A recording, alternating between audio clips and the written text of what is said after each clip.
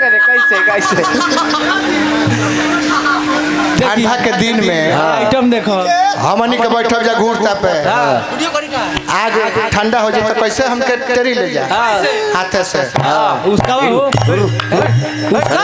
फिर आग नीचे आ जाए लकड़ी टेला तो नहीं लंगड़ा हाथे ना उसका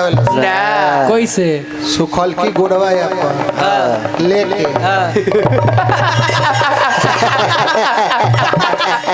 का है वो जानता में सनसनियो ना हो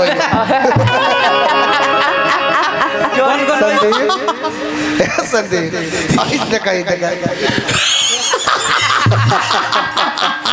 गनगनइबो ना करी वो जानता तरह से कि गनगनइबो ना करे बड़ा मन मरले बारू लेकिन लवण कैसे आगी तापेले सो हाथे ना ना तो मौगा हाथे टरले सो मर्दा गोले से टरले कि एड़ी मजबूत होला मुहे ना कर ले जी तारा ने मौगा में टरलो हाथे ना टोइले ना ठीक बा लगा दीजिए गोड़वे से देख ले पहले अंगूठा का प्रयोग कर ले खा जेबो तो ठीक बखा जेबो खा जेबो मौगा हो ब्यास ई नहीं कि मौगा देहाते में बाड़े मौगा ब्यासनो में बाड़े बाड़े 5 हट देबो गाड़ी मारा के चल गया अरे राम वो कोई सुखल है कुछ खाई तो बाजा कॉल तो रह जा संदीप भाई हमारे वार्ड साहब 100 रुपया पुरस्कार दिल बनी हार्दिक प्रणाम मित्र हम डायरेक्ट प्रसंग में चलो पहले चले के तो बाबूजी मोल बन तो जब दशरथ रण गावल जाला ना तो नहीं खई यार कृष्ण मरण उहो नहीं खई यार तो अपने बाबूजी के मरण गा दिला ना तो साटा ना लिखला अब तू आइल बड़ा दशरथ मरण में बाबूजी के मरण में केकर मरण गौला हो लड़का के मुड़ी पर चिरात रहे लड़का के मुंह बाड़ा से लड़का के मुड़ी पर एगो लड़का बोला कि आरा चिरत हो मुड़ी में से खून निकलल हो ना निकलल हो ना वो लड़का तरना चनिया में हल्का खून बिग दी तो खून बिग देते ढोवत रहो लेके ला फरवाई ऐसा प्रसंग हो चाहे लड़का का मुंह ये लड़का का मौत बाबूजी के मुंह में राम प्रसंग हो तो कृष्ण मरण हो तो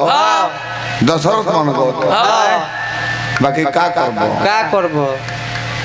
नए नए लेकिन से जोड़ी बनावल जाता है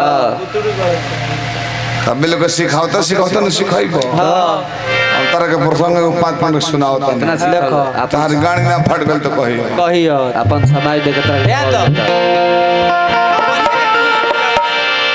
ओ समय के बात बा आज जो दुवंश परिवार में जुटल बन गया तो जो दुवंश के नायक के रहे भगवान कृष्ण हमू है सुनाई कि कृष्ण जी अपन शरीर कैसे त्यागल है ये लोग कैसे त्यागल है लइकन जसना गाई लइकन जसना जो दुगो याद वाला लोग जानता है गाँव तो हम नए जनाइली हम 1000 रुपया इनाम दे तने हाथ उठावलो तो मैं के जानता कृष्ण जी कैसे मोल है हम 1000 रुपया अभी जस्ट 1 मिनट के अंदर तने मैं बताओ तो कहूँ दशरथ जी कैसे मोल है सब है जानता जन गौले हम और धो जाला मुड़ी पर चिड़ै सब है जानता लेकिन हम मुना है अजीत खोज करी हम पब्लिक के नया चीज दिखाई ले चाहे उलैदारी होगा तब कलाकारी होगा तब हाई बैठल वाला फागू बा का पोता हमें तो बिगड़ा होई हाई नीचे एगो फ्रूटी दे दबो कर से अगेंस्ट पोते वाला में अगला दिन हम निकल आ जाए बजावे कोई को हम ही बजाए जबरदस्त हम जनी की पार्टी देले पर लइका ही बाद में पता लगा सुमितवा के 1200 लगल बा 400 सुमी संजीव से ले बा 400 बाकी बा जीत के यही चीखने में हरान पपीता ले हम 200 रिमझिम से 200 रिमझिम गूगल पे बाबू ये ब्राह्मण नहीं है, ये ब्राह्मण है चुटिया वाला यारों पर राज भोगने वाला। मान गई नहीं भैया के मान गए मान गई चुटिया आज तो मान लो, हम कितना दिन पहले मान ले। तेल के भी दाम ना सावरिया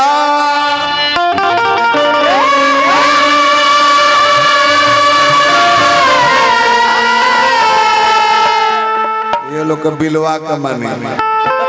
सावरिया